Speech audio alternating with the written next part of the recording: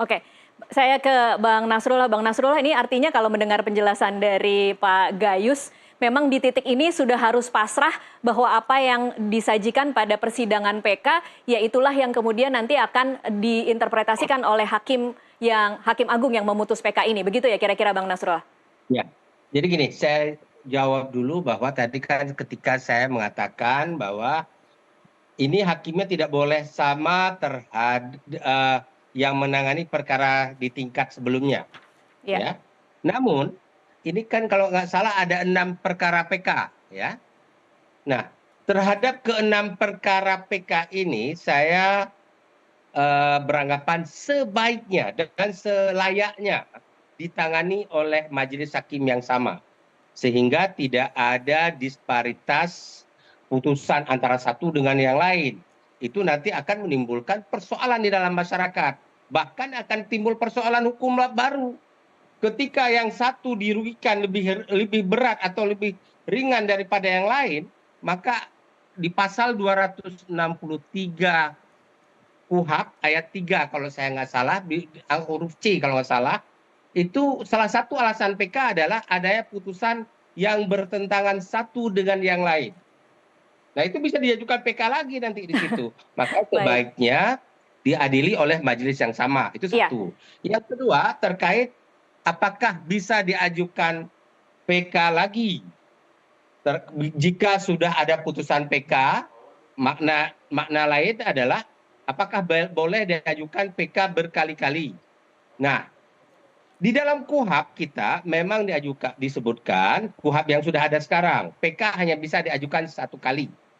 Namun, begitu ada putusan MK, MK mempunyai landasan berpikirnya begini, orang untuk mencari keadilan tidak boleh dibendung untuk sekali dua kali, selama itu ada potensi dia memperoleh keadilan, dia tetap diberikan kesempatan.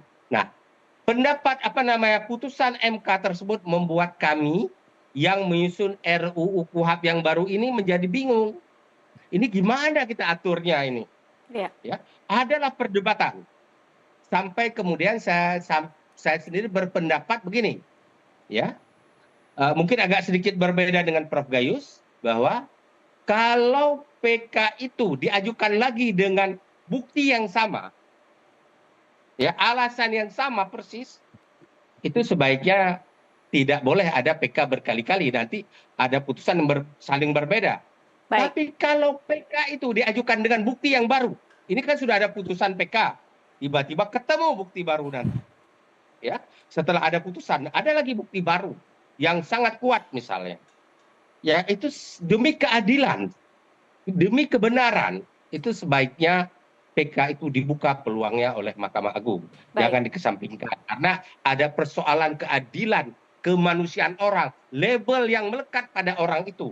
Narapidana, dia melakukan kejahatan. Siapa tahu dengan PK ini bisa bersih namanya. Nah, dalam konteks itu saya berpikir selama bukti baru itu memang benar-benar baru, setelah ada putusan PK yang sekarang ini, ditemukan bukti baru lagi, sebaiknya diterima. Nah, Oke. kemudian kembali ke pertanyaan dan pernyataan Anda tadi, Pak Nasrullah, ini gimana ini? Kan putus hakim pengadilan tingkat pertama yang tahu, mendengar langsung. Iya. Sedangkan hakim Mahkamah Agung kan, hakim PK kan di tingkat Mahkamah Agung kan tidak mendengar langsung. Iya. Ya, dia hanya mencari dari dokumen. Hmm. Nah, inilah salah satu kritik kami para akademisi, termasuk tim penyusun RUU KUHP, sebaiknya hakim Mahkamah Agung, baik tingkat kasasi maupun PK, termasuk kita tidak sebut hakim banding ya, hanya kasasi yang tugasnya menguji juris, sebaiknya mempertimbangkan dengan sungguh-sungguh pertimbangan hukum dari majelis hakim tingkat pertama yang dia terlibat langsung, mendengar langsung, memahami langsung. Sedangkan hakim juris tingkat Mahkamah Agung, dia tidak tahu bagaimana rasa-rasa keadilan yang muncul di ruang sidang. Iya. Oleh karena itu, jangan seenaknya. Maaf Pak Gayus, sekali lagi ini saya minta maaf, tapi saya berbicara ini demi kepentingan anak bangsa kita ke depan, demi kepentingan hukum. Jangan seenaknya hakim di tingkat kasasi menaikkan hukuman dari yang diputuskan oleh hakim tingkat pertama, kecuali ada kesalahan penerapan hukum. Misalnya undang-undang korupsi, seharusnya dipakai pasal 12, ini yang dipakai pasal 11. Itu ada kesalahan di dalam penerapan hukum, itu bisa diperbaiki. Tetapi peningkatan hukuman, rasa keadilan dalam menghukum, itu yang paling mengetahui rasa keadilan hukum itu adalah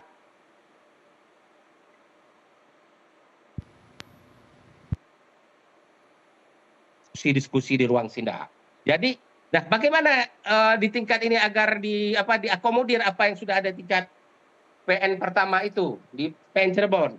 Makanya saya menghimbau kepada semua majelis hakim tingkat PK benar-benar mendengar dan mempertimbangkan sebaik-baiknya putusan